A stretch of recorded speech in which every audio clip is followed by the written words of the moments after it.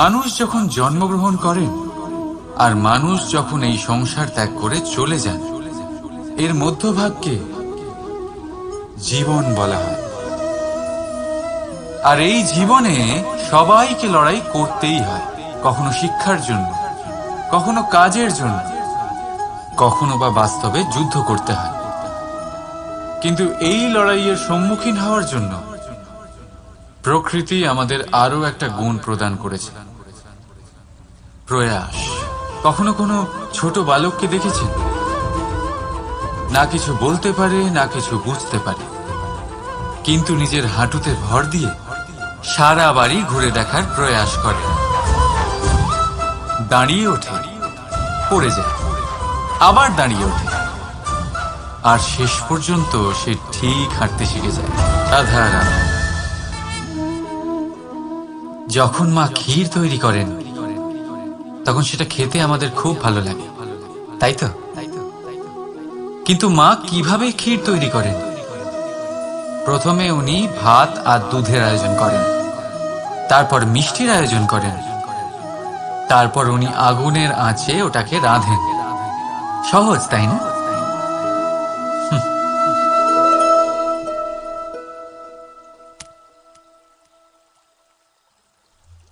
অতটাও সহজ নয়।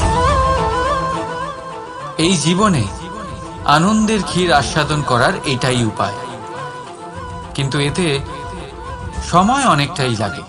শুদ্ধ শুভ্র দুধের মতো ভাবনায় সদা অটুট সম্পর্কের রাধা রাধা। বসন্ত ঋতু এলে একটি মিষ্টি কুহুধ্বনি শোনা যায়, যা মনে বসে যায়।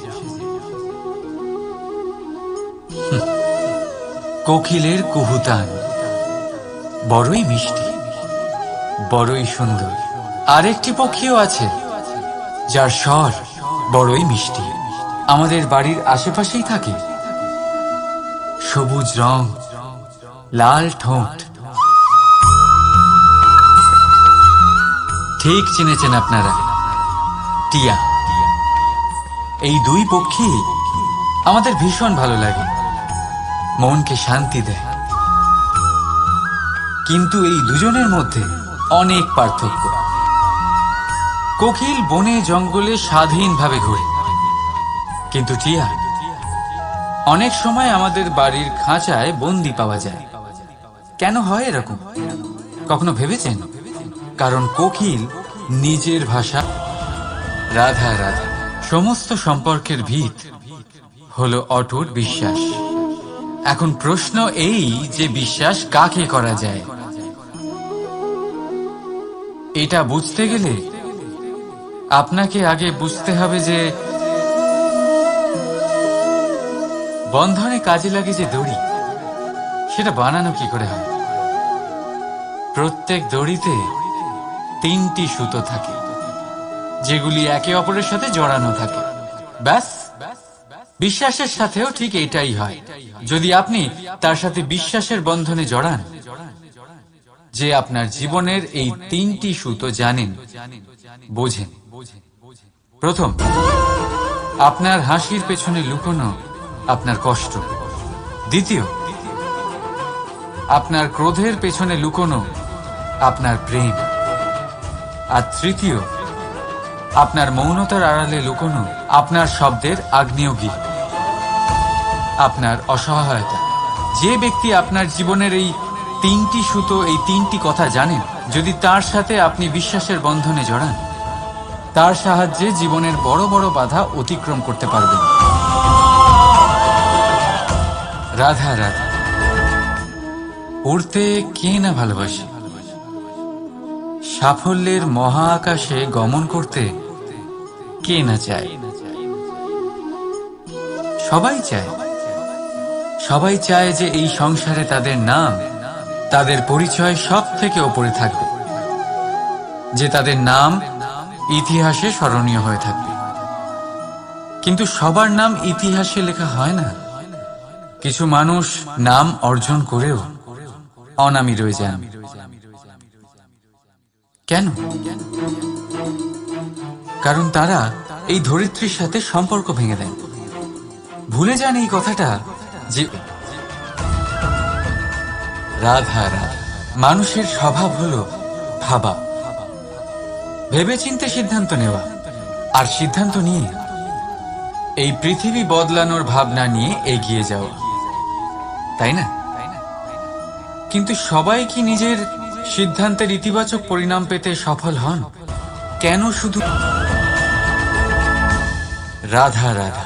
আমাদের মধ্যে অনেকেই এই ভাবনায় বিলীন থাকি যে আমাদের নিজের জীবনে আপেক্ষিক সুখ আর সুবিধা কখনো প্রাপ্তি হয় না, কারণ ভাগ্যে এই নির্ধারিত আছে, কারণ আমরা এমন পরিবেশে জন্ম নিয়েছি। কিন্তু আপনার জন্ম কি আপনার নিয়তি নির্ধারণ করে? কিছুটা হলেও করে। যেমন বৃষ্টির ফোঁটা যখন মেঘ থেকে জন্ম নেয়, তখন তার প্রারম্ভিক কাজ ধরাতলে পড়া, কিন্তু সে ধরাতলে কোথায় পড়ছে সেটা নিশ্চিত করবে রাধা রাধা। যত্র নারীস্ত পূজ্যতে রমন্তে তত্র দেবতা। অর্থাৎ যেখানে নারীকে পুজো করা হয় সেখানে দেবতা বিরাজ করেন। আমরা এসব মানি, কিন্তু পালন কতটা করি? এবার আপনারা বলবেন, আমরা মেয়েদের সবার সামনে সম্মান করি, তার জন্মদিনে অথবা বিবাহ বার্ষিকীতে তাদের উপহার দিই, ইত্যাদি ইত্যাদি, কিন্তু এটা কি যথেষ্ট?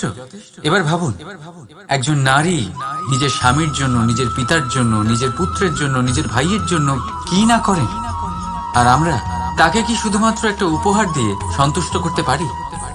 নারীদের স্বর্ণ অলংকারের কোনো প্রয়োজন নেই, দামি বস্ত্রেরও প্রয়োজন নেই, তার চাই আপনার থেকে সম্মান, সকলের সামনেও এবং একান্তেও। তার চাই আপনার সময়, আপনার স্নেহস্পর্শ, আর একটু চেষ্টা যাতে আপনি তাকে বোঝাতে পারেন যে হ্যাঁ, আপনার জীবনে ওনার স্থান আছে, সমান অংশ আছে।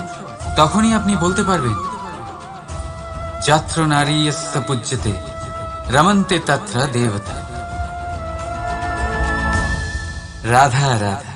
অনেক সময় আপনি আপনার মাতা পিতা, আপনার হিতৈষী বা আপনার শুভাকাঙ্ক্ষীর মুখে এটা শুনে থাকবেন যে ওর ওপর কুনজর পড়েছে, ওর কুনজর শোধন করো, এইটা করো না, না হলে কুনজর পড়বে, এরম সাজসজ্জা করো না, ওটা পড়ো না, পড়লে কুনজর পড়ে যাবে।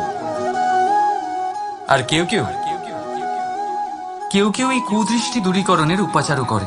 লঙ্কা পুড়িয়ে ধোঁয়া দেন, প্রদীপের আগুনে কুদৃষ্টি দূর করেন, কালো টিকা লাগান, আরো কত কিছু করেন। ঠিক আছে, কিন্তু আমি কুনজর মানি না। আমি মনে করি যদি মন পবিত্র হয় তাহলে কোনো কুনজর আপনার কোনো রকম ক্ষতি করতে পারবে না। ঝড় এলেও শুধুমাত্র সেই বাড়ি ধুলোয় ধূসরিত হয় যার জানলার আবরণ দুর্বল। ঘূর্ণিঝড়ও কেবল সেই দেওয়ালই ভাঙতে পারে যার ভিত অত্যন্ত দুর্বল।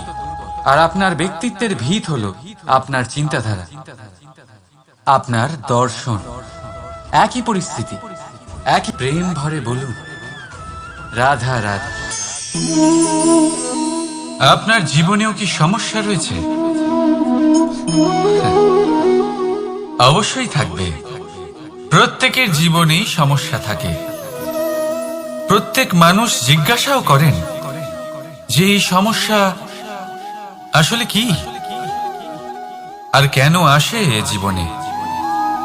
আপনাকে একটা কথা বলে দিই যে সমস্যা আসলে সেটা নয় যা আপনার পথে বাধা সৃষ্টি করে, বরং সমস্যা হলো সেটাই যেটা আপনি তখন দেখতে পান যখন আপনার একাগ্রতা আপনার পথ থেকে, আপনার লক্ষ্য থেকে সরে যেতে থাকে। আর এই সমস্যাগুলি দূর করার জন্য, এর সমাধান করার জন্য একটাই পথ আছে, নিজের সমস্ত ভাবনা আরো একবার একাগ্র করুন নিজের পথের দিকে, নিজের লক্ষ্যের দিকে। আপনার সমস্ত ভাবনা যদি কেন্দ্রীভূত হয় নিজের লক্ষ্যে, তাহলে এই সমস্যা দূরে থাকবে।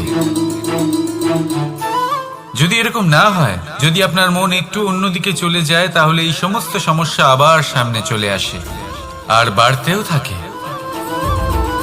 দেখুন, যেখানে আপনার লক্ষ্য রয়েছে, বান যদি সেখানেই চালাতে হয়, তাহলে দৃষ্টি তো সেদিকেই রাখতে হবে। তবেই তো আপনি সেই লক্ষ্য ভেদ করতে পারবেন। সেই জন্য মনে রাখবেন, সর্বদা লক্ষ্য রাখবেন নিজের পথে, সেই পথেই সামনে এগোতে থাকুন নিজের লক্ষ্যের দিকে।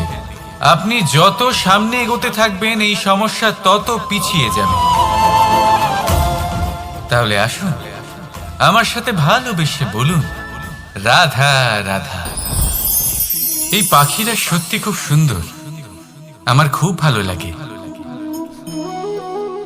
আপনি নিশ্চয়ই শুনে থাকবেন যে কিছু পাখির কাছে ডানা অবশ্যই থাকে, কিন্তু উড়তে পারে না। তারা চায় উঁচু আকাশে উড়ে বেড়াতে এবং মেঘেদের সাথে কথা বলতে, করতেই পারে না। এবার এই সংসারেও পাওয়া যায় ঘুড়িও। এদের মধ্যে না জীবন আছে, না প্রাণ আছে, আর না আছে ডানা, কিন্তু এরা আকাশের সাথে কথা বলে, হাওয়ার বেগের সাথে কথা বলে, আনন্দ করে, উৎফুল্ল হয়ে ওঠে, আকাশে জীবনের কিছু মুহূর্ত কাটায়। তার কারণ কি হতে পারে? কারণ হলো সুতো। এই সুতো যদি সঠিক হাতে থাকে, তাহলে এই কাগজের তৈরি ঘুড়িও আকাশের উচ্চতায় উড়ে বেড়াতে পারে। এবার এই সুতো আসলে কি? এই সুতো হলো আসলে ভালোবাসা, এই সুতো হলো আসলে বিশ্বাসের। আর এটা আপনি দিয়ে থাকেন তাদের হাতে যাদের আপনি বিশ্বাস করেন, যাদের আপনি নিজের সর্বস্ব দিয়ে দেন। ভেবে দেখুন, এই ভালোবাসা আর বিশ্বাসের সুতো আপনি যদি সঠিক মানুষের হাতে দিয়ে দেন, তাহলে আপনি অনেক উচ্চতায় উঠতে পারবেন, আকাশের উচ্চতায় উড়ে বেড়াতে পারবেন, মেঘের সাথে কথা বলতে পারবেন, পাখিদের মতো উড়তে পারবেন, যা ইচ্ছে তাই করতে পারবেন। শুধু এই মানুষ সঠিক হতে হবে, এমন একজন মানুষ যার মনে আপনার জন্য ভালোবাসা রয়েছে, এমন এক মানুষ যার মনে কোনো স্বার্থ নেই, যিনি পরোপকারী, এমন একজন ব্যক্তি যিনি আপনার অস্তিত্বকে বাইরে নিয়ে আসতে পারবেন, তাকে উজ্জ্বল করে তুলবেন। তাহলে ভালোবাসুন, আনন্দ করতে থাকুন, আর এই আনন্দ সহকারে বলুন, রাধা রাধা। আমরা সকলে এমন ব্যক্তির সাথে থাকতে চাই যারা খুব মিষ্টি কথা বলেন, যাদের ব্যবহার আমাদের ভালো লাগে, যারা দেখতে সুন্দর হন, যাদের আমরা পছন্দ করি। আর সব সময় এমন ব্যক্তির থেকে দূরে থাকতে চেষ্টা করি যাদেরকে আমরা পছন্দ করি না, যাদের কথা আমাদের খারাপ লাগে, যাদের কথা একটু কঠোর হয়। আমরা সব সময় চেষ্টা করি এদের থেকে দূরে থাকার, ঠিক কিনা? কিন্তু যদি বাস্তবটা দেখি, তাহলে এই কঠোরতা জীবনে শান্তির প্রলেপ দেয়। ওষুধও একটু কড়াই হয়, কিন্তু এ কি করে? আমাদের সুস্থ করে তোলে। ঠিক সেইভাবেই ভালোবাসার এই অধ্যায় একটু কঠিন, একটু কড়াও মনে হতে পারে, কিন্তু এর ফল সবসময় আপনাদের স্বাস্থ্যের পক্ষে ভালোই হয়। সেই জন্য যদি কেউ আপনার নিন্দে করে, আপনাকে কড়া কথা শোনায়, আপনার ব্যাপারে আলোচনা করে, তার মানে এটা নয় যে সে আপনার শত্রু। হতে পারে তিনি আপনার বন্ধু হন, আপনার জন্য ভালো চান, আপনাকে শুধরে নিতে চান, আপনার মধ্যে কোনো পরিবর্তন দেখতে চান। সেই জন্য কখনো কারোর কথা শুনে বা কাউকে দেখে প্রাথমিকভাবে এই সিদ্ধান্ত নেবেন না যে তিনি আপনার শত্রু হন নাকি আপনার বন্ধু হন। এমনও শত্রু হয়ে থাকেন যে গুড়ের মতো মিষ্টি মিষ্টি কথা বলে আসলে আপনাকে বিষ পান করিয়ে দেবেন। আর এমনও বন্ধু থাকেন যারা আসলে নিমের মতো কড়া কথা বলেন, কিন্তু আপনাকে অমৃত পান করান। এদের মধ্যে পার্থক্য করতে জানতে হবে, কে আসলে শত্রু হন আবার কে আসলে মিত্র হন। এই পার্থক্য যখন আপনি করতে শিখবেন, তখন আপনি এই সংসারের সব থেকে সুখী প্রাণী হয়ে উঠবেন। এই পার্থক্য বোঝা সহজ নয়, কিন্তু অবশ্যই আবশ্যক। রাধা রাধা। অশোক, এমন কোনো মানুষ আছেন এই সংসারে যার অসুখ করে না? প্রত্যেক মানুষ কখনো না কখনো অবশ্যই অসুস্থ হয়েছে, তার এই শরীর রোগের শিকার অবশ্যই হয়েছে। এবারে দেখুন, এই রোগ আসে আবার এই রোগ চলেও যায়, কিন্তু সেই রোগ আমাদের কষ্ট দিতে কেন সক্ষম হয়? কারণ হলো স্বচ্ছতা। যদি এই স্বচ্ছতা শরীরে না থাকে তাহলে মানুষকে শারীরিক কষ্ট পেতেই হবে।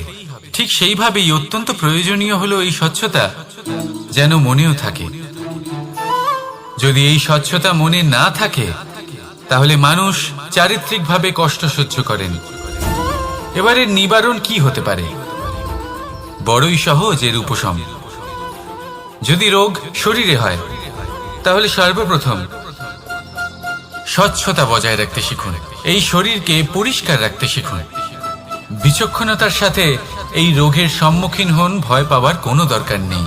ব্যায়াম করতে থাকুন, সব ঠিক হয়ে যাবে। সেইভাবেই যদি এই অসুখ মনে হয় তাহলে কি করা যায়? সর্বপ্রথম তার আধারের উপরে নজর দিন। আপনার এই আধারই হলো আপনার আহার। যা আপনি আহার করবেন সেরকমই মানুষ হয়ে উঠবেন। সেইভাবেই আপনি যেরকম ভাবেন সেরকমই মানুষ হয়ে উঠবেন। সেই জন্য নিজের ভাবনাকে শুভ করুন, নিজের দৃষ্টিভঙ্গিকে শুভ করে তুলুন, সবকিছু সঠিক হবে। আপনার আমার সবার মধ্যেই এক রাক্ষস বাস করে, তার সম্মুখীন হন, তাকে পরাস্ত করুন। তাহলে এই রোগ সে শরীরেই হোক বা মনের মধ্যে, যদি সঠিক সময় তাকে আটকানো না যায় তাহলে যে কোনো সময় তা মহামারীর রূপ ধারণ করবে। সেই জন্য সাবধানে থাকুন, সুস্থ থাকুন। তাহলে আসুন আমার সাথে ভালোবেসে বলুন, রাধা রাধা।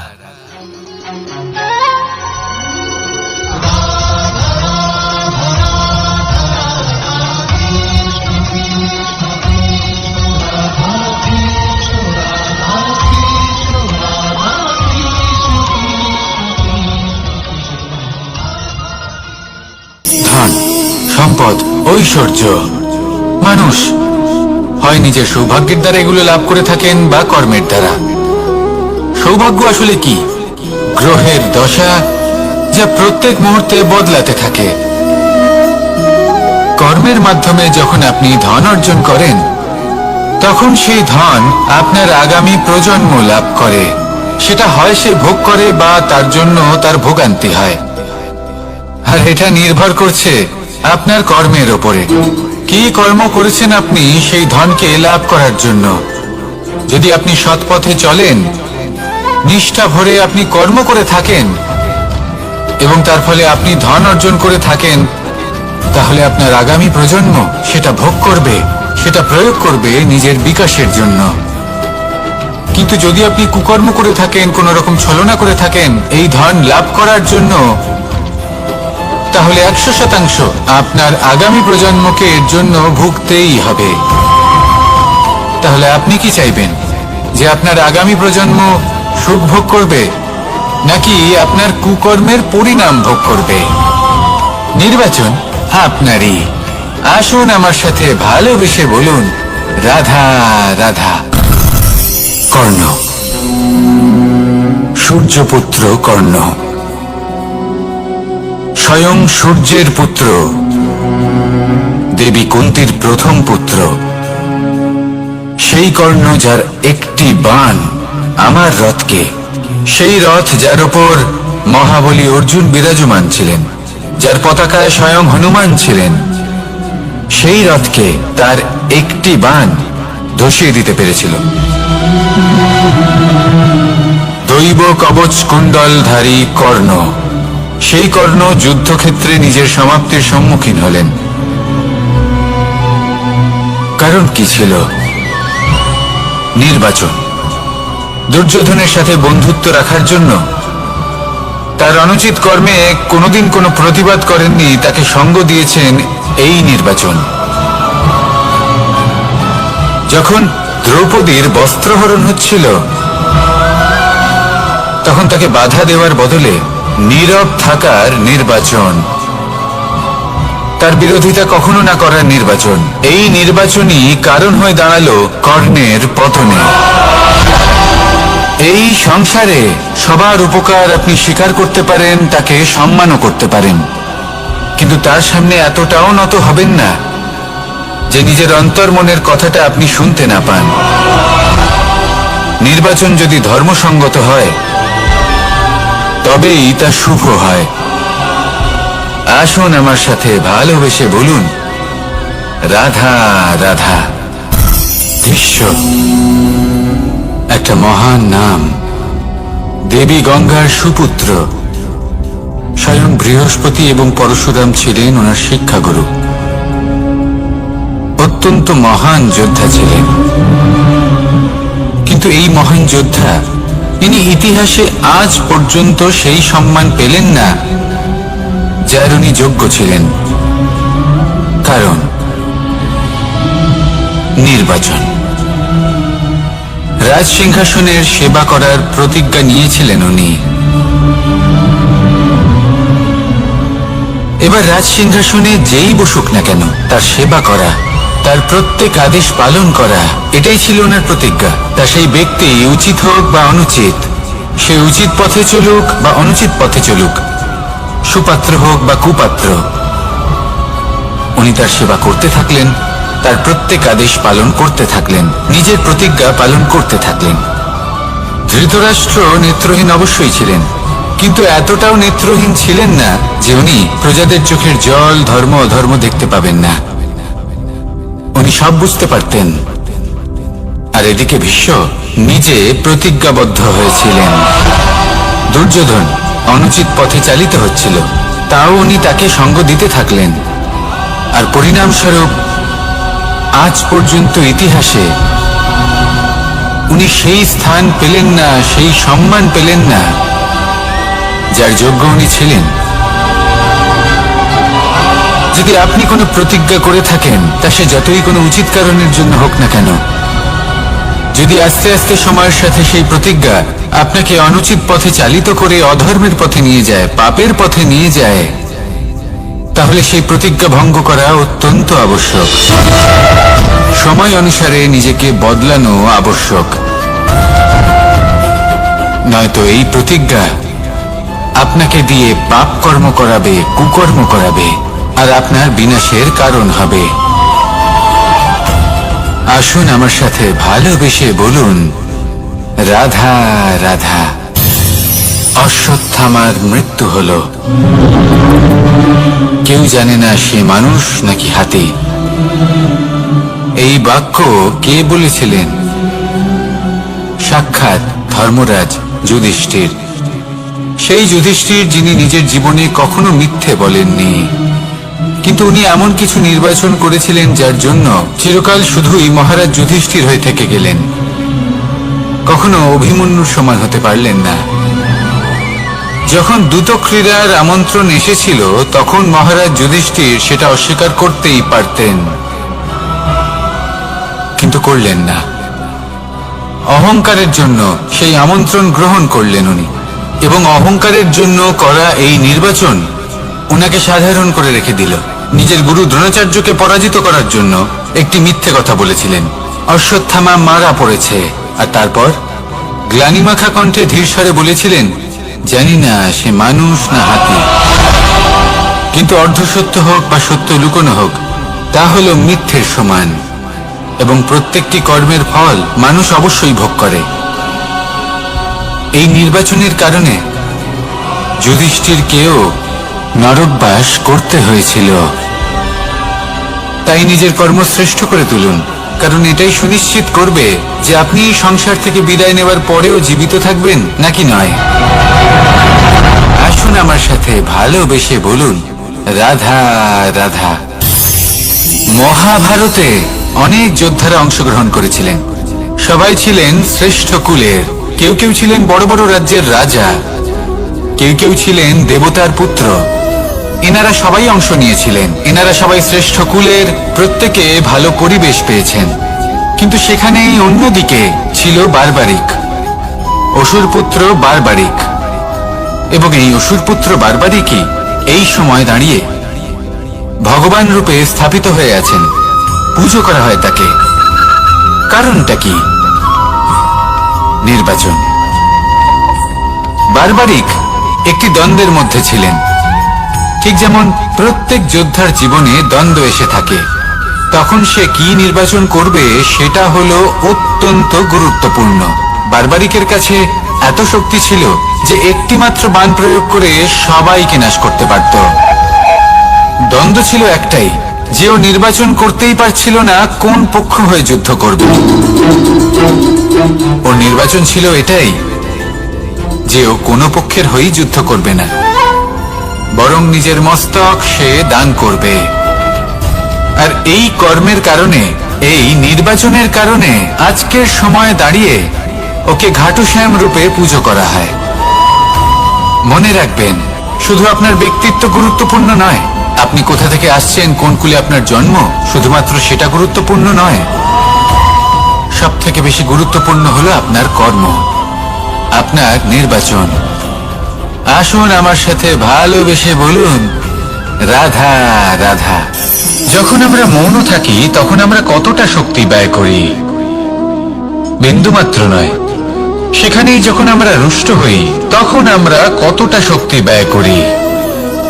আমাদের রক্ত গরম হয়ে ওঠে, চোখ থেকে যেন অগ্নি বর্ষা হয়, আমরা চিৎকার করতে থাকি, জোরে কথা বলি, কখনো কখনো আমরা অনুচিত কর্ম করে বসি। সবকিছুই ক্রোধের বশে করি। এবার এই ক্রোধকে মৌনতায় পরিণত করতে হবে। এই কাজটা চোখে দেখা যায় না, এই কাজ সরল নয়, এই কাজ হলো অত্যন্ত কঠিন এবং এই কাজই শ্রেষ্ঠ। সেই ব্যক্তি শক্তিশালী নন যিনি কথায় কথায় ক্রুদ্ধ হয়ে যান, কথায় কথায় যিনি আক্রমণ করেন। আজ্ঞে না, সব থেকে বেশি শক্তিশালী ব্যক্তি হলেন তিনি যিনি নিজের ক্রোধকে মৌনতায় পরিবর্তন করতে পারেন, যিনি শান্ত মনে পরিস্থিতিকে বোঝেন, তার আকলন করেন আর তারপর বিবেকের দ্বারা সিদ্ধান্ত নেন। তিনি হলেন সব থেকে শক্তিশালী ব্যক্তি। তাহলে সেই ব্যক্তি হয়ে উঠুন আর আমার সাথে ভালোবেসে বলুন, রাধা রাধা। জীবনে যখন আমরা কোনো পরিস্থিতির সম্মুখীন হই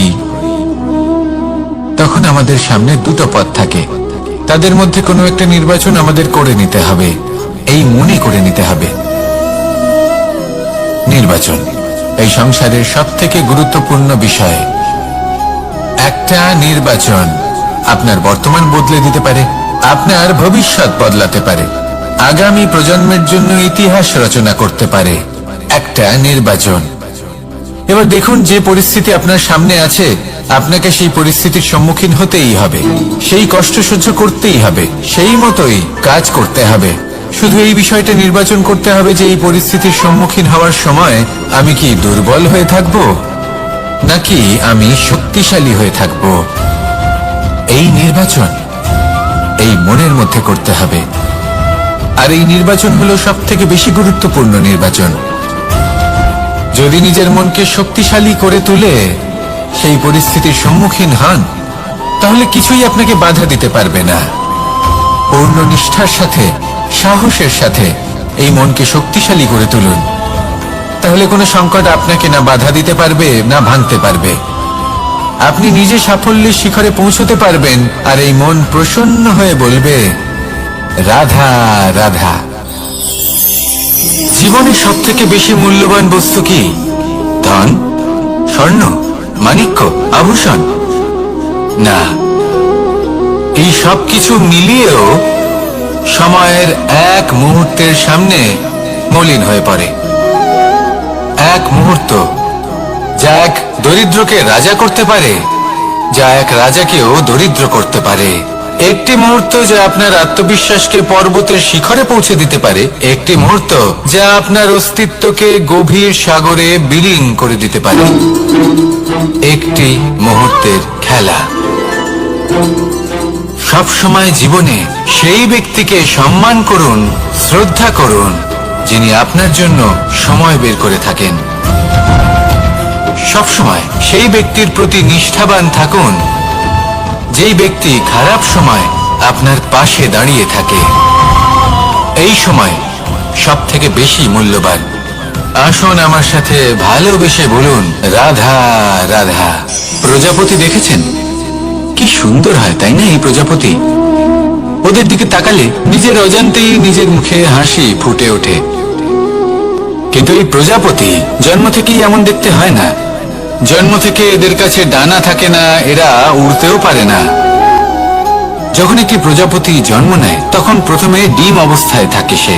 আস্তে আস্তে সেই কবচ সে ভেঙে ফেলে, খুব পরিশ্রম করতে হয় তাকে। তারপর কীটের আকার ধারণ করে সে চলতে থাকে। অনেক কষ্ট সহ্য করতে হয়, অনেক পরিশ্রম করতে হয়। তারপর তার রূপ বদলে যায়, তারপরে তার ডানা গজায়, তারপরে সে উড়তে পারে। এই নিরন্তর পরিশ্রমই সাফল্যের মূল মন্ত্র হয়। কখনো কখনো প্রতিভাও কম পড়ে যায় যদি নিরন্তর পরিশ্রম না করা হয়, যদি সমর্পণের ভাব মনে না থাকে, দৃঢ় নিষ্ঠা না থাকে। আর কখনো কখনো সেই ব্যক্তি যার মধ্যে বিশেষ প্রতিভা থাকে না, সেই ব্যক্তি নিরন্তর পরিশ্রম করে, নিজের মনে সমর্পণের বোধ জাগিয়ে তোলে, দৃঢ় নিষ্ঠার সাথে কর্ম করে আর সাফল্য লাভ করে। সেই জন্য আপনি জীবনে যেখানেই পৌঁছে যান না কেন, নিরন্তর পরিশ্রম করতে থাকুন। তবেই আপনার ভবিষ্যৎ রঙিন প্রজাপতির মতন গগনচুম্বী হবে। তবেই এই সংসার আপনাকে দেখবে এবং নিজের অজান্তেই এই সংসার নিজের মুখে হাসি ফুটিয়ে তুলবে এবং এই সংসার আমার সাথে ভালোবেসে বলবে, রাধা রাধা। পুরাণে আমরা দেখেছি যে মাতা পিতা কতটা মহান হতে পারেন। কিভাবে শ্রী গণেশ নিজের মাতা পিতাকে পরিক্রমণ করলেন এবং পরম পূজনীয় হয়ে উঠলেন। কিভাবে ভক্ত শ্রবণ নিজের অন্ধ মাতা পিতাকে তীর্থযাত্রায় নিয়ে যাবেন বলে নিজের কাঁধে ওনাদের বসালেন এবং বয়ে নিয়ে গেলেন। এরকম অনেক অমূল্য শিক্ষা আমরা লাভ করে থাকি পুরাণ থেকে।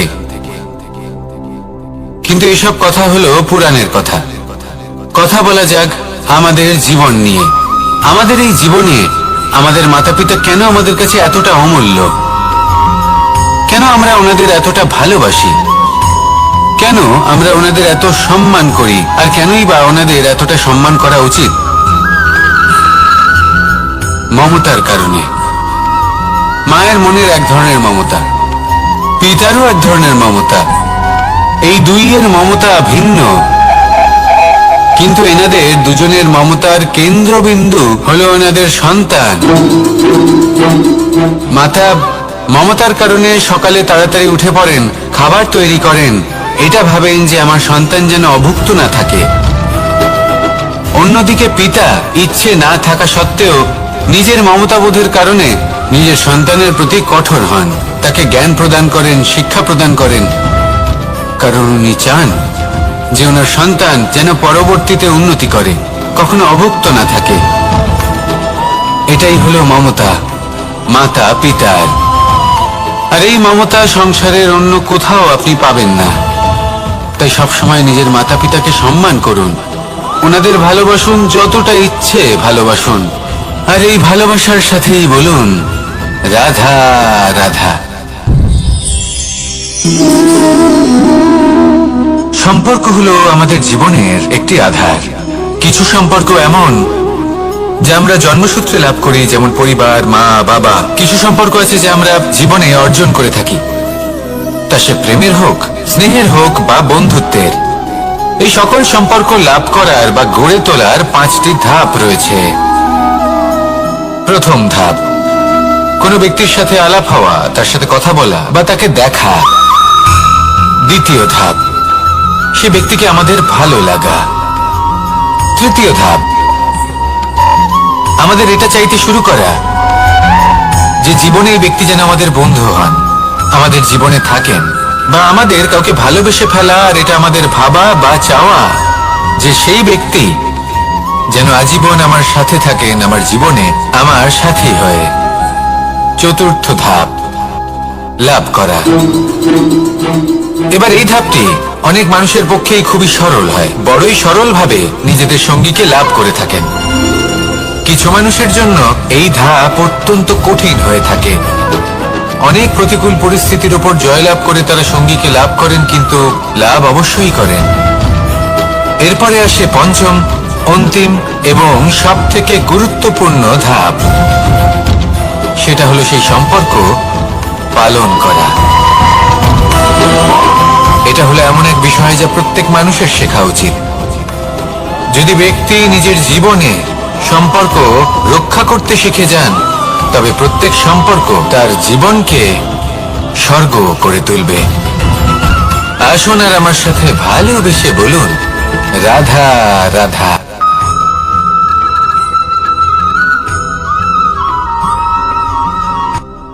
রাত্রে আমরা সুখ নিদ্রা লাভ করি, আমরা স্বপ্ন দেখি, ভবিষ্যতের পরিকল্পনা করি, খুব ভালো লাগে।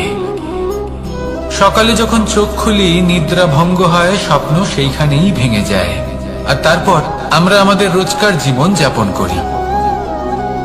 স্বপ্ন হয়তো মানুষ রাতের বেলায় দেখেন, কিন্তু সেটাকে সার্থক দিনের বেলাতেই করতে হয়। রাতে মধুর বাতাসের নিচে কোমল শয্যায় শুয়ে মাতার গলায় মিষ্টি গান শুনতে শুনতে নিদ্রায় আচ্ছন্ন হওয়া, স্বপ্ন দেখা, ভবিষ্যতের পরিকল্পনা করা বড়ই সরল। কিন্তু সকালবেলায় সময় মতো উঠে সূর্যের তাপ সহ্য করে, সেই উষ্ণতা সহ্য করে সর্বাঙ্গ ঘেমে গিয়ে নিজের পথ খুঁজে বের করা, সেই পথে অগ্রসর হওয়া, বাধা বিপত্তি এসবের সম্মুখীন হওয়া, আর তারপর লক্ষ্য লাভ করা, এগুলো কঠিন কাজ। এ হলো অত্যন্ত কঠিন কাজ।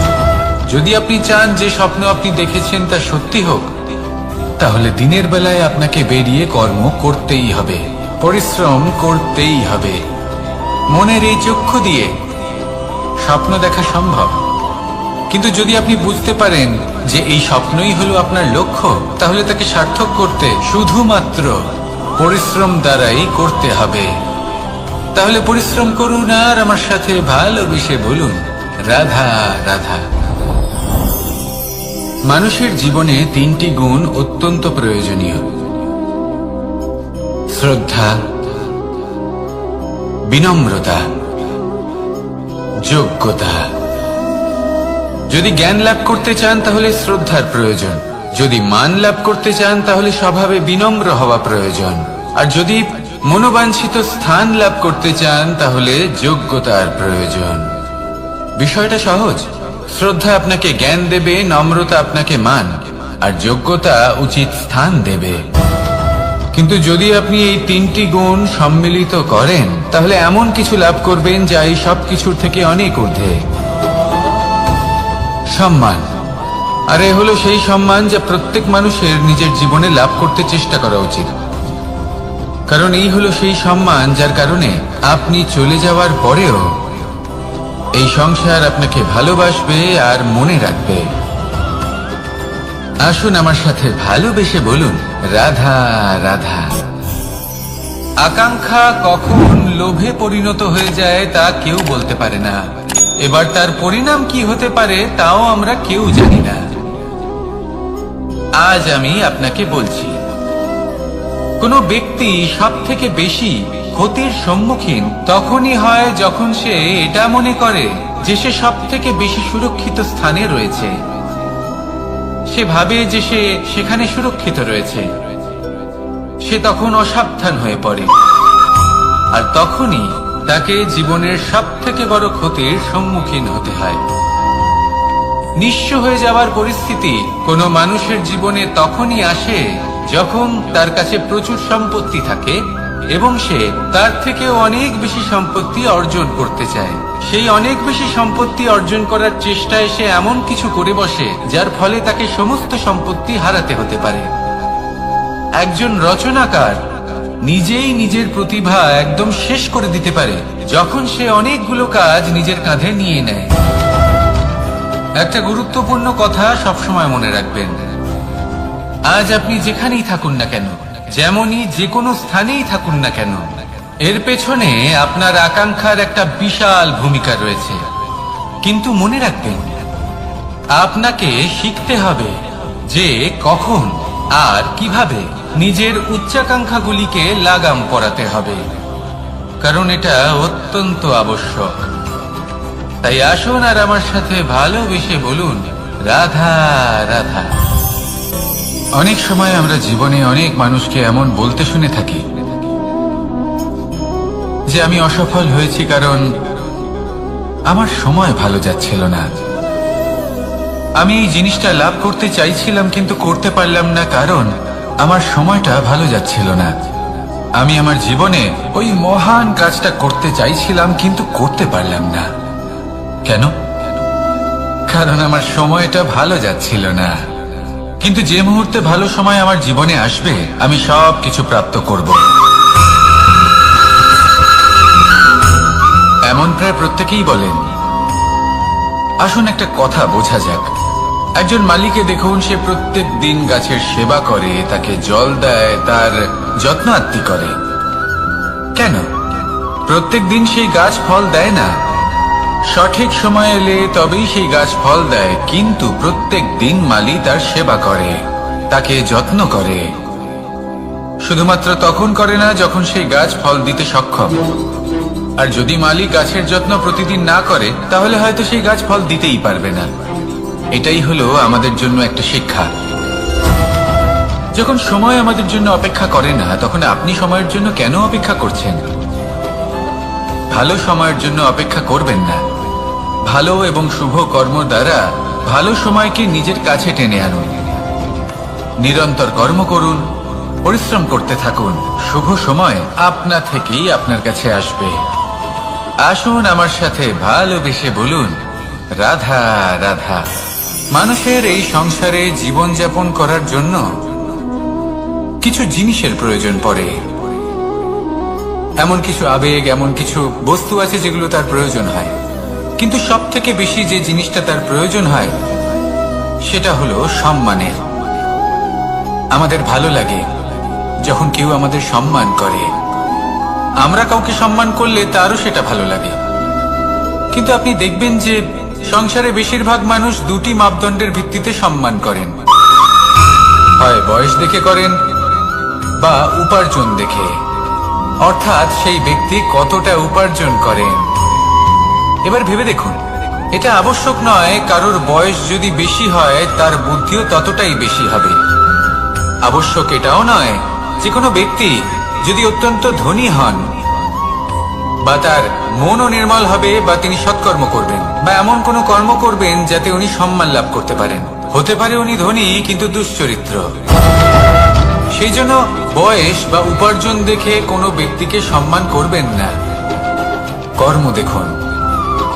যদি গভীরভাবে ভেবে দেখেন তাহলে দেখবেন যদি কোনো মানুষ কোনো সৎকর্ম করেন তাহলে তার প্রতি হৃদয় থেকে সম্মান জাগ্রত হয়। এটাই হলো সেই সম্মান যা অর্জন করতে হবে। বয়স আজ আছে, কাল আরো বৃদ্ধি পাবে। উপার্জন আজ আছে, কাল সেটা কমে যেতেও পারে। কিন্তু যদি আপনি নিরন্তর শুভকর্ম করতে থাকেন তাহলে আপনি মৃত্যুর পরেও অমর হয়ে থাকবেন। আসুন আমার সাথে ভালোবেসে বলুন, রাধা রাধা। পাপ এবং পুণ্য, এই দুই হলো সংসারের এমন দুই বিন্দু যাকে কেন্দ্র করে এই সংসারের চক্র ঘুরতে থাকে। আমরা যদি কোনো কর্ম বিচার করি হয় পুণ্য নয় পাপের দৃষ্টিভঙ্গি দিয়ে, এটা হয় পুণ্য না হলে পাপ। কিন্তু এই পাপ এবং পুণ্য এই দুই নির্ভর করে প্রত্যেক মানুষের উপর, তার চিন্তাধারা, তার পরিস্থিতির উপর। ধরুন এমন একজন মানুষ যিনি অনেক দিন ধরে বনে পথ হারিয়েছেন, অনেক দিন হয়তো উনি কোনো খাবার খাননি। এবার এমন পরিস্থিতি চলে এসছে যে এবার যদি উনি খাবার না খান তাহলে হয়তো জীবিতই থাকবেন না। আর এমন অবস্থায় ওনার সামনে যদি কোনো প্রাণী আসে তাহলে তাকে শিকার করা, এটা কিন্তু তার কাছে পাপ নয়। এটা তো জীবিত থাকার একমাত্র উপায়। এটা তার কাছে পুণ্য সম। আর যদি আমি এমন একজন ব্যক্তির কথা বলি যিনি সরল, যিনি একটি সুখী, শান্ত, সুরক্ষিত জীবনযাপন করছেন, তার কাছে কিন্তু এটা পাপ। এইরকমই এই সংসারে ভিন্ন ভিন্ন পরিভাষা আছে পাপ এবং পুণ্যের। তার মধ্যে যদি আমি আপনাকে একটি সরল পরিভাষা দিই, সেটা হলো জীবনে যখনই কোনো কর্ম করবেন সেটা নিয়ে একটু ভেবে দেখুন যে এই যে কাজটা আমি করছি তার ফলে এই যে অন্য মানুষেরা আছেন এই সংসারে তারা কি দুঃখ পাবেন? যদি তারা দুঃখ পান তাহলে সেটা পাপ। যদি আপনি এমন কোনো কর্ম করেন যার ফলে অন্যরা প্রসন্নতা লাভ করেন, তাদের মুখে হাসি ফুটে ওঠে, যদি তারা প্রেরিত হন, জীবনে সামনে এগোতে পারেন, তাদের বিকাশ হয়, তাহলে এটা হলো পুণ্য। তাই জীবনে সবসময় পুণ্য করতে থাকুন আর আমার সাথে ভালোবেসে বলুন রাধা রাধা। বনস্পতি ফলনের জন্য আমাদের কিসের প্রয়োজন পড়ে? একটু ধরিত্রীর, একটু পরিশ্রমের, আর একটা বীজের। এবার যদি মানুষের কথা বলি, তাহলে এখানে ধরিত্রী হলো মানুষের এই জীবন, যেখানে মানুষ নিজের ইচ্ছের ফল ফুল ফলন করতে চায়। পরিশ্রম হলো আমাদের কর্ম, আর বীজ হলো আমাদের নির্বাচন। আমাদের বেছে নিতে হবে যে আমরা কি বপন করব, আম নাকি ফণি মনসা। এর মধ্যে আমরা কি পেতে চাই? রসালো ফলের ফলন চাই নাকি কাঁটার ফলন চাই, তা আমাদের উপর নির্ভরশীল। কিন্তু একটা কথা ঠিক, লক্ষ্য যেমনই হোক না কেন, জীবন যেমনই হোক না কেন, যদি আপনি লক্ষ্যের দিকে এগোতে থাকেন, তাহলে কর্মের সাথে খামখেয়ালি আচরণ করতে পারবেন না। যদি আপনি এমন করেন, তাহলে এটা আপনাকে একটা অনুচিত লক্ষ্যে পৌঁছে দেবে, সেটা কিন্তু নিশ্চিত। সবসময় এটা মনে রাখবেন, কর্মের সাথে খামখেয়ালি হবেন, অর্থাৎ কর্মফলও আপনার সাথে খামখেয়ালি হবে। তাহলে নিষ্ঠার সাথে কর্ম করতে থাকুন আর নিজের লক্ষ্যকে প্রাপ্ত করুন। আর আমার সাথে ভালোবেসে বলুন রাধা রাধা। অগ্নি চতুর্থ তত্ত্ব, সব থেকে বেশি গুরুত্বপূর্ণ, কিন্তু তার থেকেও বেশি ভয়াবহ। কখনো অগ্নিকে নিয়ন্ত্রিত রূপে উনুনে জ্বলতে দেখেছেন? এই অগ্নি আমাদের খাবার বানাতে সাহায্য করে, যা আমাদের শক্তি প্রদান করে। কিন্তু এই অগ্নি যখন বিচলিত হয়ে, অনিয়ন্ত্রিত হয়ে কোন বনের আগুন হয়ে ওঠে, তখন মহা বিনাশ ঘটে যায়। আপনারই অন্তরের ঊর্জা হলো এই অগ্নি। এটা আপনার শক্তিও, আপনার ক্রোধ। একে ব্যবহার কিভাবে করবেন তা আপনারই হাতে। যদি কোনো ব্যক্তি নিজের অন্তরের এই ঊর্জাকে ব্যবহার করেন শক্তির রূপে, তাহলে সে বিকাশ ঘটাতে পারে, নির্মাণ ঘটাতে পারে। কিন্তু যদি কোনো ব্যক্তি তার অন্তরের ঊর্জাকে বিধ্বংসী অস্ত্র বানিয়ে ফেলেন, তাহলে নিশ্চিত রূপে মহা বিনাশ ঘটতে পারে, যাতে বিনাশ তারও অবশ্যই হবে। অনেক বছর পূর্বে এমনই এক আগুনের দ্বারা এই সুন্দর পৃথিবীর নির্মাণ হয়েছিল, আর অনেক বছর পূর্বে এমন এক আগুনেই সমস্ত জীব এবং সংসার বিলুপ্ত হয়ে গেছিল। এবার আপনি আপনার অন্তরের ঊর্জা দ্বারা বিনাশ ঘটাতে চান নাকি নির্মাণ ঘটাতে চান, সেই সিদ্ধান্ত আপনারই। আসুন আমার সাথে ভালোবেসে বলুন রাধা রাধা। কখনো কখনো এমন হয়, আমরা আমাদের বাড়ির উঠোনে বীজ বপন করি, আর তা বিকশিত হয় একটা সুন্দর বৃক্ষে। তার শাখাগুলি প্রতিবেশীর বাড়ি পর্যন্ত পৌঁছায়। ফলের বর্ষণ প্রতিবেশীর বাড়িতেও হয়ে থাকে, আর আমরা ভাবি গাছ আমরা উৎপন্ন করব আর ফল খাবেন আপনারা। এই কেমন কথা হলো? আপনাকে এই কথা বুঝতে হবে যে এসব হলো ভৌতিক বস্তু, সাংসারিক বস্তু। কখনো নিজের বাড়ির বাগানে ভালোবাসার গাছ বপন করে দেখুন, তার শাখাও প্রতিবেশীর বাড়ি পর্যন্ত পৌঁছবে, ফলের বর্ষণ সেখানেও হবে। কিন্তু সেই ফল চাইতে আপনাকে যেতে হবে না, সেই ফল দ্বিগুণ মাত্রায় আবার আপনার কাছেই ফিরে আসবে। তাই নিজের বাড়িতে আর নিজের মনে ভালোবাসার গাছ উৎপন্ন করুন। এই জীবন প্রসন্ন হয়ে বলবে রাধা রাধা। অ দিয়ে অন্ত, আ দিয়ে আরম্ভ, এই দুইয়েরই রাশি সমান। যদি আপনি মন দিয়ে দেখেন, তবে দেখবেন এদের সম্পর্ক খুবই নিবিড়। কিভাবে? যখন কোনো কিছু শুরু হয়, এটা নিশ্চিত হয়ে যায় যে তা সমাপ্তও হবে। আরম্ভই যদি না হয়, তা সমাপ্তও হবে না। যা আরম্ভ হয়েছে তার সমাপ্তি হলো অবশ্যম্ভাবী। এটাই হলো প্রকৃতির নিয়ম, একে এড়ানো যায় না। এবার এই কথা আমরা সকলে জানি। এবার মানুষ কি ভাবে যে সমাপ্তির পরে কি হতে পারে, এর উত্তর তাদের কাছে নেই। তাদের উচিত অন্য কোনো বিষয় ভাবা যা বেশি গুরুত্বপূর্ণ। এবার মানুষ এটা জানে না যে মৃত্যুর পরে কি হতে পারে, কিন্তু এই কথা অবশ্যই জানে যে জন্ম থেকে মৃত্যু পর্যন্ত এই সময়, যাকে আমরা জীবন বলে থাকি, এই সময় আমরা কর্ম করতে পারি। এই কথা তো আমরা জানি। তাহলে এমন কি কর্ম করা যেতে পারে যা আমাদের সমাপ্তির পরও আমাদের প্রাসঙ্গিক করে রাখতে পারে, এই বিষয়ে ভাবা উচিত। যে জন্মগ্রহণ করেছে তার মৃত্যু হবেই, এটা সাধারণ বিষয়। কিন্তু ইতিহাস আজও সেই সকল মানুষজনকে স্মরণ করেন যাদের এই সংসার তাদের মৃত্যু নয়, বরং তাদের জীবনকালে যে কর্ম তারা করেছেন তার দ্বারা মনে রাখেন। সেই কর্মের কারণে এই সংসারে তাদের নাম, তাদের কর্ম, তাদের ব্যক্তিত্ব, তাদের কীর্তি অমর হয়ে থাকে এবং থাকবে। আপনার কাছে এতটা সময় নেই যতটা আপনার মনে হচ্ছে আপনার কাছে আছে। সেই জন্য যত শীঘ্র সম্ভব শ্রেষ্ঠ কর্ম করুন, যতটা পারবেন ততটা অধিক সুকর্ম করুন। এই সংসারে নিজেকে অমর করে তুলুন আপনার মৃত্যুর পরেও, আর আমার সাথে ভালোবেসে বলুন রাধা রাধা। ওমা, এ কি? আমি কখন থেকে এখানে অপেক্ষা করছি, হাত পেতে দাঁড়িয়ে রয়েছি যাতে একটা ফল আমার হাতে এসে পড়ে এবং সেটা আমি খেতে পারি। কখন থেকে অপেক্ষা করছি, কিন্তু সেটা হচ্ছেই না। এবার আপনি বলবেন যে এসব কি বলছি, এই কি অদ্ভুত কথা বলছি। যদি ফল খেতে হয় তাহলে আমাকে বৃক্ষে চড়তে হবে, ফলের কাছে পৌঁছতে হবে, তবেই তো ফল পাবো।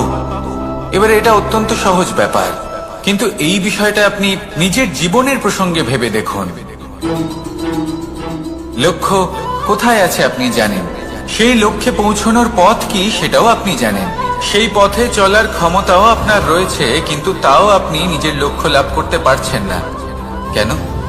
কারণ আপনি অপেক্ষা করছেন যে লক্ষ্য আপনার সামনে চলে আসবে, কিন্তু তা হয় না।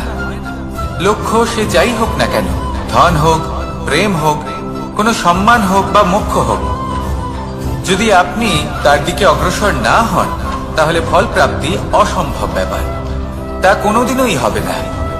সেই জন্য আপনার চোখের সামনে আপনি যদি নিজের লক্ষ্যকে দেখতে পান তাহলে উঠুন এবং সেই দিকে অগ্রসর হতে শুরু করুন। নিজের অন্তরের সকল অশুভ গুণ দূর করুন, অলসতা ত্যাগ করুন, অজ্ঞানতা ত্যাগ করে দিন এবং চলতে থাকুন। অবশ্যই মনোবাঞ্ছিত ফল লাভ করতে পারবেন। মনে রাখবেন, চলতে থাকলে তবেই লক্ষ্য প্রাপ্তি হবে। অপেক্ষার দ্বারা শুধুমাত্র মৃত্যু লাভ হবে। আসুন আমার সাথে ভালোবেসে বলুন রাধা রাধা। পাখি কখন জন্ম নেয়, কখন উড়তে শেখে, কখন বাসা বানাতে শেখে, কখন নিজের মৃত্যু লাভ করে, এসব আমাদের মধ্যে কেউ জানি না। কিন্তু পাখি একটা কথা খুব ভালো করে জানে, যে এই সংসারেও যা কিছুই করুক না কেন, এই সংসারের ওকে নিয়ে কিচ্ছু যায় আসে না। এবার আমরা কি করি? কোনো কাজ করার আগে আমরা এটা ভাবি যে এই সংসার যদি আমাকে দেখে ফেলে তাহলে কে জানে এই সংসার কি ভাববে, আমার প্রতিচ্ছবি কেমন তৈরি হবে কে জানে, কে জানে কি হবে আদি ইত্যাদি। এই সব ভাবনায় আমরা মগ্ন হয়ে যাই। কিছুটা এমন ভাবে মগ্ন হই যে বর্তমানের কর্মের এই জীবনের যাত্রাপথে সেই সময়ের আনন্দ উপভোগ করতে ভুলে যাই। এবার দেখুন একটা পাখি কি করে, ওর কর্ম হলো গান গেয়ে চলা। ওই পাখি গেয়ে চলে, কেউ ওর গান শুনুক বা না শুনুক, কেউ আদৌ শুনছে কিনা সেই বিষয়টা নিয়ে সেই পাখির কিছুই যায় আসে না। সেই পাখি নিজের কর্ম করতে থাকে। হয়তো সেই জন্যই আপনি কখনো কোনো পাখিকে কাঁদতে দেখবেন না। এরকমই আপনাকে নিজেকে গড়ে তুলতে হবে। প্রথমে নিজেকে জিজ্ঞেস করুন, এই যে কর্ম আমি করতে চলেছি সেটা কি উচিত? যদি আপনার মনে হয় সেটা উচিত তাহলে সেটা প্রমাণ করুন। এটা ভাববেন না যে এই সংসার কি ভাববে। আসুন আর আমার সাথে ভালোবেসে বলুন রাধা। বনের মধ্যে যদি আপনি কোনো বিষাক্ত সাপ দেখেন তাহলে কি করবেন?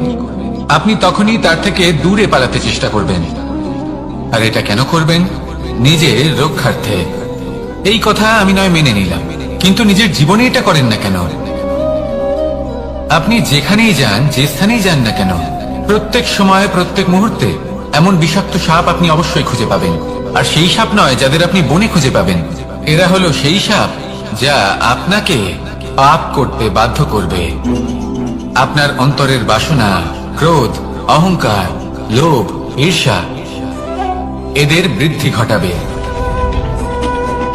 দেখুন, বনের এই সাপ আপনাকে একবার ছেড়ে দিতেও পারে, ছোবল নাও মারতে পারে, কিন্তু এই যে পাপরূপী সাপ আছে তা অবশ্যই ছোবল মারবে। কর্ম যদি করেন তাহলে অবশ্যই ফল পাবেন। সেই জন্য যখনই কোথাও যাবেন, যদি এমন কাউকে দেখেন, যদি এমন কিছু দেখেন যে আপনাকে পাপ করতে বাধ্য করছে, তাহলে সেই মুহূর্তে সেখান থেকে পালিয়ে যান। যেমন বনের সাপ দেখে আপনি পালাতে থাকেন। সৎকর্মের রক্ষা অত্যন্ত আবশ্যক। আসুন আর আমার সাথে ভালোবেসে বলুন, রাধা রাধা। যদি কোনো সিংহ বানরের মতো গাছে চড়তে চেষ্টা করে তাহলে কি হবে? একটা মাছ যদি মাটিতে হাঁটতে চেষ্টা করে তাহলে কি হবে? তারা বিফলই হবে। কিন্তু এরকম কেন হয়? তার কারণ হলো প্রকৃতির রচনা কিছুটা এরকম। এখানে প্রত্যেকটি ব্যক্তিকে, প্রত্যেকটি প্রাণীকে আলাদা আলাদা গুণের অধিকারী করা হয়েছে এবং সকলকে একটা সীমাও প্রদান করা হয়েছে। এবার এই যে বৃক্ষ, পশু, পাখি, এদের মধ্যে সেই ক্ষমতাই নেই যে এরা নিজেদের যাচাই করতে পারবে, নিজেদের সীমাগুলো বুঝতে পারবে, নিজেদের সদ্গুণগুলো চিনতে পারবে। এরা সেটা করতে পারবে না। কিন্তু মানুষ তো আলাদা। মানুষের কাছে সেই বিশেষ শক্তি আছে যে তারা পূর্ণরূপে নিজেদের যাচাই করতে পারবে, নিজেকে পূর্ণরূপে বুঝতে পারবে, নিজের দোষ, নিজের অপগুণ, নিজের সদ্গুণ, নিজেদের সীমাগুলো তারা বুঝতে পারবে। আর এটা অত্যন্ত গুরুত্বপূর্ণ। কথায় আছে যে যদি সাফল্য লাভ করতে হয় তাহলে নিজেকে যাচাই করে নিতে হবে। তাই নিজেকে যাচাই করুন, নিজের সাথে পরিচিত হয়ে যান এবং জীবনে কর্ম করতে থাকুন। সাফল্যের শিখরে অবশ্যই পৌঁছে যাবেন। আর ওখানে যদি যান তাহলে এই মন প্রসন্ন হয়ে অবশ্যই বলবে, রাধা রাধা। অন্ধকারাচ্ছন্ন রাত্রি যদি এসে থাকে তাহলে আলোকিত প্রকাশ নিয়ে সূর্যও অবশ্যই আসে। রোগ যদি এসে থাকে তাহলে তার ওষুধও অবশ্যই আসে। সমস্যা যদি আসে তাহলে সেই সমস্যার সমাধানও নিজে থেকেই আমাদের কাছে চলেই আসে। এই সংসার, এই জীবনের শুধুমাত্র একটাই নিয়ম আছে, আর তা হলো এটাই, এই সংসার হলো একটা চক্রের মতো। এতে শাশ্বত বলে কিছু নেই, নিত্য বলে কিছু নেই। আর যা কিছুই রয়েছে সব বদলাতে চলেছে। যদি আপনার জীবনে দুঃখ থাকে, সমস্যা থাকে, যদি আপনি বিপদ দ্বারা আচ্ছন্ন, তাহলে মনে রাখবেন সবকিছু বদলে যেতে চলেছে। দুঃখের সময় কাঁদবেন না, মনকে আরো দুঃখী করে তুলবেন না, কারণ এখানে যা কিছুই এসেছে তা যাওয়ার জন্যই এসেছে। তাহলে এত চিন্তা কিসের?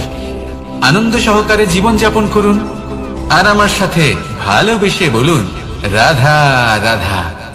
রাত্রিবেলায় যখন আলোকিত জোনাকিদের দেখেন তখন মন প্রসন্ন হয়ে ওঠে।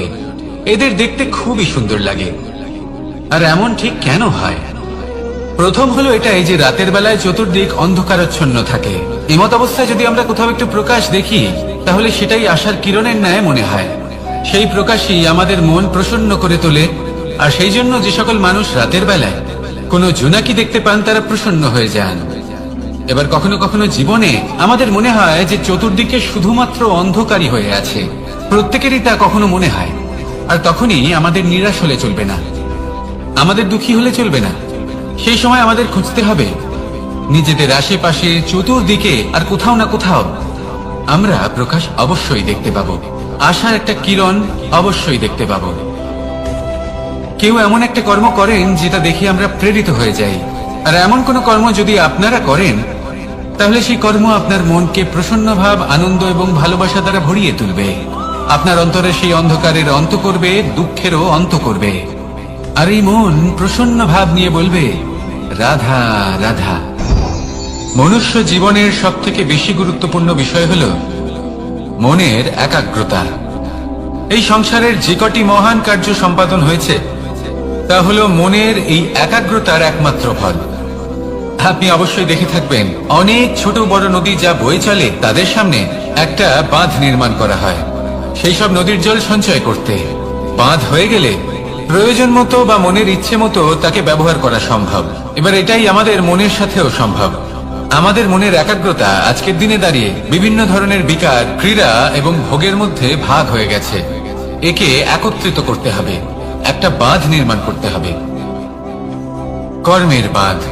আপনাকে শুধু এটাই করতে হবে, যেটা উচিত কর্ম সেটাই করুন, যেটা অনুচিত কর্ম সেটা করা থেকে নিজেকে বিরত রাখুন। ব্যাস, এই কাজটাই আপনি করতে থাকুন, মনের মধ্যে একাগ্রতার বাঁধ নির্মাণ করুন। আর একবার যদি তা নির্মাণ হয়ে যায়, তাহলে যখন চাইবেন, যেখানে চাইবেন, যতটা চাইবেন, একাগ্রতা প্রয়োগ করতে পারবেন। আর একবার যদি আপনি এটা শিখে যান, তাহলে এই সংসারকে বদলে ফেলার মতো কাজ আপনি করতে পারবেন, সমাজকে শুধরাবার মতো কাজ করতে পারবেন। তাহলে এই মনকে একাগ্র করুন আর আমার সাথে ভালোবেসে বলুন, রাধা রাধা।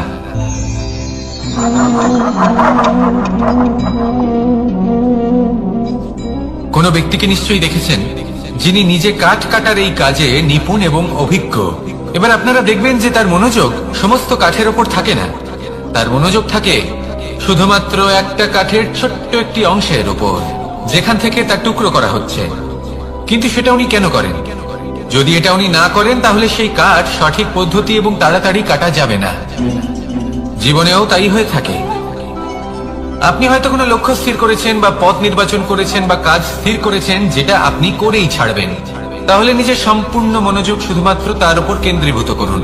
যদি আপনার মন এদিক ওদিক তাকাতে থাকে, অস্থির হয়ে পড়ে, বিচলিত হয়ে পড়ে, যদি তা হয়ে থাকে, তাহলে আপনি অবশ্যই অসফল হবেন। তাই কর্মঠ থাকুন, নিরন্তর কর্ম করতে থাকুন এবং পূর্ণ মনোযোগ দিয়ে নিজের কাজ করুন। নিজের পথে অগ্রসর হন বা নিজের লক্ষ্য প্রাপ্ত করতে চেষ্টা করুন। তারপর দেখুন কি হয়, কিভাবে উচিত পথে এবং তীব্র গতিতে আপনার লক্ষ্য আপনার কাছেই পৌঁছে যায়। আর আপনার এই মন প্রসন্ন হয়ে বলে, রাধা রাধা। কখনো কোনো নদীকে দেখেছেন? একই আকার, একই স্থান, শুধু প্রবাহিত হতে থাকে। এর মধ্যে কখনো কোনো অপদ্রব্য ফেলে দেখুন, দেখবেন সেটা বেশিক্ষণ সেখানে থাকে না। সেটা নদীর সাথে বইতে থাকে আর বয়ে যেতে যেতে সাগরে সমাহিত হয়ে যায়, আর শেষ পর্যন্ত সাগর সেটাকে তটে ফেলে দেয়। কিছুটা এমন হওয়া উচিত আমাদের বিচারধারাও। এক স্থানে তা স্থগিত হওয়া উচিত নয়, এটা সবসময় প্রবাহমান হওয়া উচিত।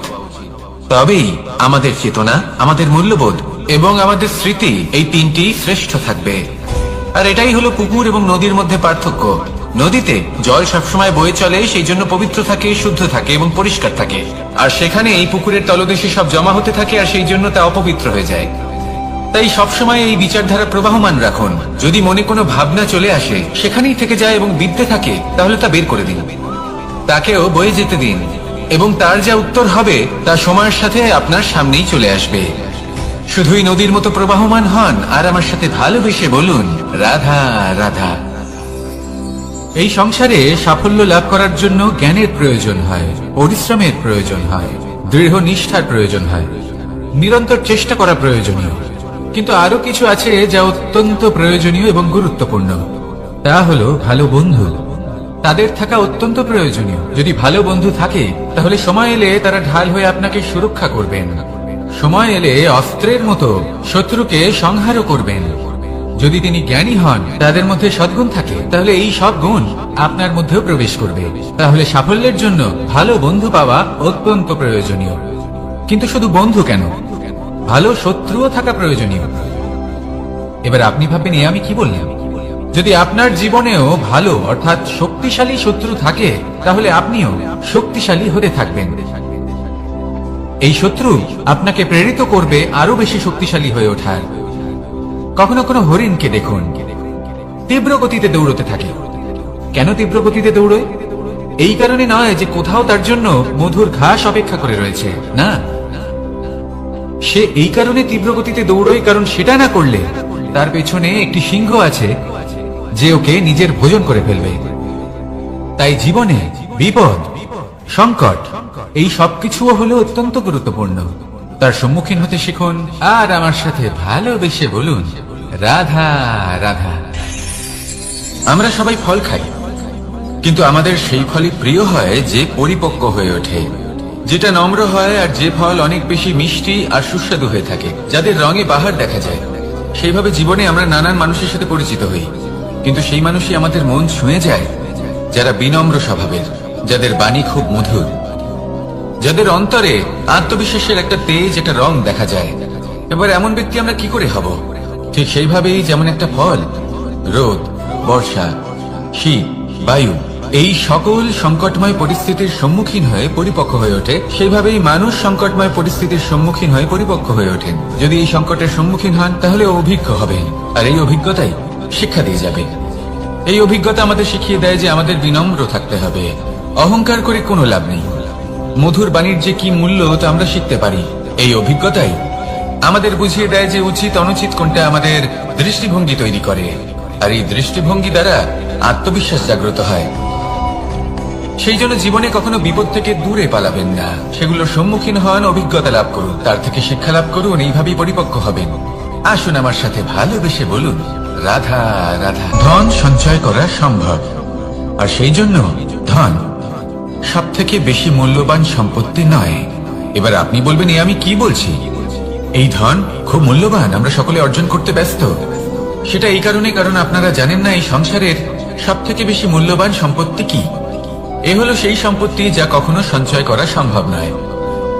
আপনার কাছে যতই ধন থাকুক তা দিয়ে আপনি স্বাস্থ্য লাভ করতে পারেন, বাড়ি কিনতে পারেন, আদি ইত্যাদি, কিন্তু আপনি যতই ধনী হন না কেন, ফেলে আসা দিনের একটা মুহূর্ত আপনি লাভ করতে পারবেন না।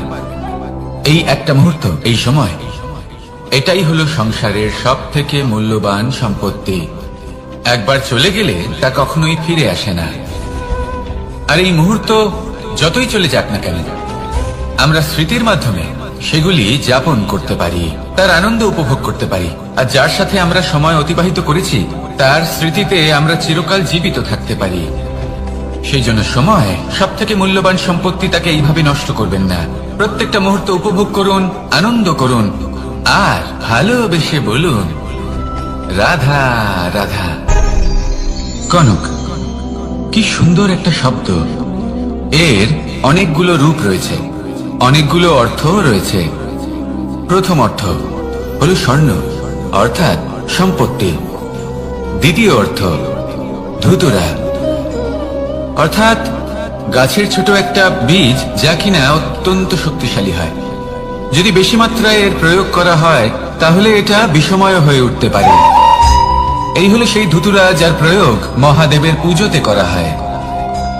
এবার প্রশ্ন হলো এটাই যে এই স্বর্ণ এবং এই ধুতুরার মধ্যে মিল কি রয়েছে। মিল হলো এটাই যে এই দুটোই মানুষকে মত্ত করে তোলে। ধুতুরা মানুষকে তখন মত্ত করে যখন তাকে সেবন করা হয়, কিন্তু স্বর্ণ, ধন, সম্পত্তি, মানুষ সেটা যতটাই অর্জন করে নেয় সেটাই যথেষ্ট। এই স্বর্ণ মানুষের ভাবনা চিন্তা করার ক্ষমতাকে বশ করে ফেলে। মানুষ সম্পত্তির লোভে মত্ত হয়ে ওঠে, কারণ যে যত চমৎকারী, যতটা অমূল্য হয় তাকে সামলানো কিন্তু ততটাই কঠিন, তাই না? তাই মনে রাখবেন, ধন, স্বর্ণ, সম্পত্তি এগুলো ধুতুরার থেকেও অনেক বেশি বিষাক্ত হতে পারে। তাই এর উপর আত্মসংযমের একটা কবচ পরিয়ে রাখবেন এবং বিবেকের শক্তির সাথে এগুলো প্রয়োগ করুন, তবেই কল্যাণ হবে। আসুন আমার সাথে ভালোবেসে বলুন, রাধা রাধা। আমার কাছে যশোদা মা যেমন, আমার কাছে দেবকী মা যেমন, আমার কাছে ঠিক তেমনই হলেন গোমাতা। এবার ভেবে দেখার বিষয় হলো এটা যে এই সংসারে অসংখ্য প্রাণী আছে, একজন গাইকে একজন মায়ের মর্যাদা কেন দেওয়া হয়? তাহলে এর অনেকগুলো কারণ আছে। এই গাই অর্থাৎ গোমাতা, এনারা হলেন অত্যন্ত শান্ত, শান্তি প্রিয়, কখনো কারোর কোনো ক্ষতি করতেই পারেন না। গোমাতা যে দুধ নিজের বাছুরকে পান করান সেই দুধই আমাদেরও দেন। সেই দুধ পান করে আমরা শক্তি লাভ করি। এই দুধ থেকে আমরা মাখন, ঘি, পায়েস, এইসব সুস্বাদু খাবার লাভ করি। গোমাতার গোবর আমাদের জ্বালানি হিসেবে সাহায্য করে, যার ফলে খুব কম সংখ্যক কাঠ ব্যবহার করা যায় এবং বেশিরভাগ জঙ্গল সুরক্ষিত থাকে। গোমাতার গোমূত্র, সেটাও আমাদের কাছে লাভজনক। এর দ্বারা আমরা অনেক রোগ থেকে মুক্তি লাভ করতে পারি। গোমাতা যখন একটি বাছুরকে জন্ম দেন তখন সেই বড় হয়ে আমাদের ক্ষেত কর্ষণ করে। সেই জন্য গাইকেও জীবনে মায়ের মর্যাদা দেবেন। যতটা সম্ভব তাকে সেবা করুন এবং ভালোবেসে তাকে পালন করুন। এই মন নিজে থেকেই প্রসন্ন হয়ে বলবে, রাধা রাধা। মধু কারই না পছন্দ বলুন তো? অত্যন্ত সুস্বাদু হয় এই মধু, মিষ্টি খেতে হয় এবং তা শক্তিও প্রদান করে। এবং প্রত্যেকটি মিষ্টি পদার্থের মতোই এতেও খুব তাড়াতাড়ি পিঁপড়ে ধরে যায়। অন্যদিকে যদি নুনকে দেখি, তাহলে বছরের পর বছর রাখলেও এতে পিঁপড়ে ধরে না। এবার যদি কথা বলি বন্ধুত্বের, তাহলে বন্ধুত্ব নুনের মতো হওয়া উচিত, মধুর মতো নয়। যারা সামনে এলে শুধুমাত্র মধুর মধুর কথা বলবে, পরে এতে পিঁপড়ে ধরে যাবে। এটা নুনের মতো হওয়া উচিত। প্রকৃত বন্ধু হলো সে, যে সময় এলে পরে আপনার সামনে আপনার প্রকৃত সত্য তুলে ধরবে, তা সে যতই কঠিন হোক না কেন। আপনার দোষ, আপনার অপগুণ, আপনার খামতি আপনাকে বলতে পারবে, যাতে আপনি সেগুলো শুনে মেনে নিয়ে তারপর নিজেকে শুধরোতে পারেন। এটাই হলো প্রকৃত বন্ধুত্ব। কখনো নিজের জীবনের আশেপাশে মন দিয়ে দেখবেন, অনেক সময় এমন মানুষ থাকেন, অনেক বন্ধু থাকেন, যাদের দেখে আমাদের মনে হয় যে এনারা খুব কঠোর, এনাদের কথা খুব কটু। কিন্তু বেশিরভাগ এমন মানুষের মনটা যদি বুঝতে পারেন, তাহলে দেখবেন তাতে কোনো মালিন্য নেই। এনাদের মন অত্যন্ত পবিত্র হয়। যদি আপনার জীবনেও এমন কোনো ব্যক্তি থেকে থাকে, এমন বন্ধু থাকে, তাহলে তাদের আগলে রাখুন আর আমার সাথে ভালোবেসে বলুন, রাধা রাধা।